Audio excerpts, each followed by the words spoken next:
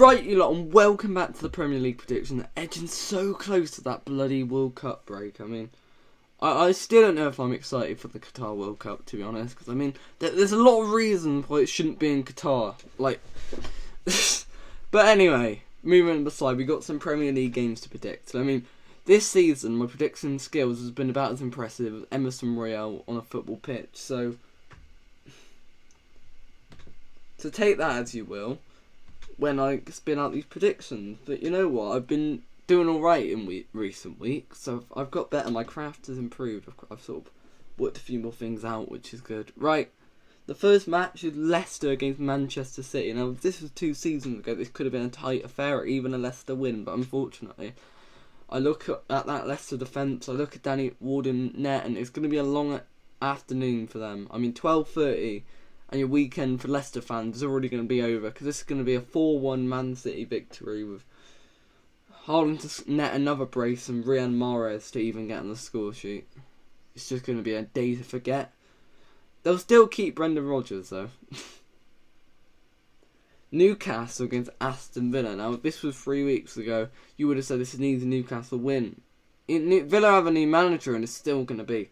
I'm a big fan of Unai Emery. I mean, going from Gerrard to Unai Emery is like replacing, I don't know, some random hobo off the street with Simon Cowell as your head judge on a singing show. I mean, it's like night and day, but I think he'll do good things with Villa. There might be a bounce, but Newcastle, my God, they're just on the form of their life, and they don't want this World Cup to come because they're doing great and genuinely a top 4 contender. I'm going to go for a 3-0 Newcastle win here with Villa, again, flopping like a fish on the pitch. Then we got Bournemouth at home to Tottenham. It would be a very Tottenham thing to draw this game, but I think this will be another classic 2-0 Spurs win with a Harry Kane from the penalty spot again.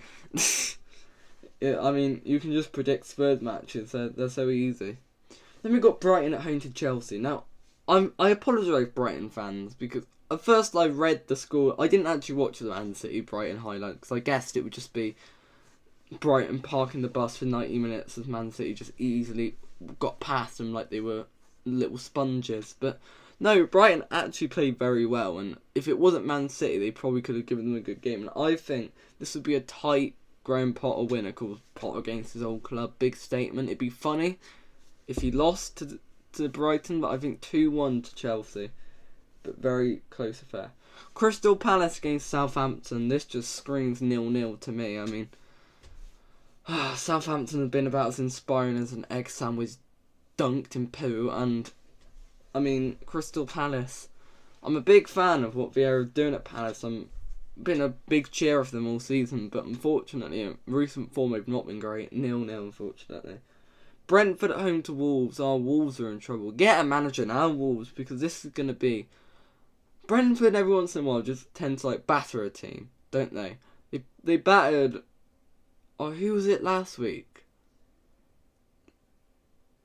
Leeds, I think it was. It might have been Leeds. So they battered someone recently, and they tend to do it, Brentford. They'll either like lose horribly or win horribly. I think this would be a 5-1 win to Brentford. If I get that right, it's just asking the lottery numbers. Right, then we got Fulham against Everton. This is the 5:30 game. And I mean, Fulham, they're in the European spot at the moment. And Everton, I mean, coming back into form, I think are an exciting 2-2 draw here. Then we got Liverpool against Leeds. 8:15 kickoff. I like that. That is exciting. Leeds, I don't think enough people talk about how poor they've been lately. They started off well, got some good points at the beginning, but Jesse March, he's the favourite for the sack currently. They shouldn't sack Jesse March. Give him a bit more time, come on. But I think Liverpool this season tend to either completely destroy teams, edge past them, or like flop horribly. But I think this will be a 4-0 Liverpool win, where people are going to think, oh, can they get into the top 4, and then they'll probably lose the next game. Right, then we got Arsenal against Nottingham Forest. Now, Arsenal are looking tired at the moment. I think they've run out of steam. They've put everything into the first half of this season so far, and that PSV game really showed. And Nottingham Forest got a bit of momentum from the Liverpool win. Can they squeeze a draw? No, I'm going to go for a 3-1 Arsenal win. They're lucky they're playing Forest. Then the final match is Man United against West Ham. Of course, West Ham were famously robbed. West Ham famously bottled it last season. Remember when David Moyes brought on Martin Noble to take a penalty when Lanzini was already on the pitch? I don't get that. But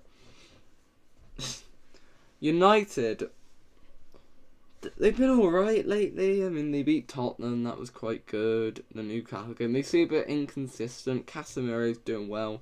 Anthony's scoring goals. Everyone's talking about Sancho and how terrible he's been. I don't see it personally. It's crazy how quickly people change. After he scored that goal against Liverpool, everyone's going, "Oh, Sancho's a king. Everyone get him in your fantasy team," including me.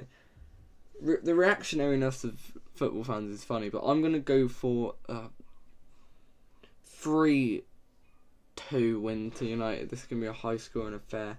David De Gea is going to make a stupid mistake for the second goal. Oh, I saw, by the way, did you know that David De Gea is the 6th choice keeper for Spain? That's bloody mental, in my opinion. Anyway, goodbye, you lot.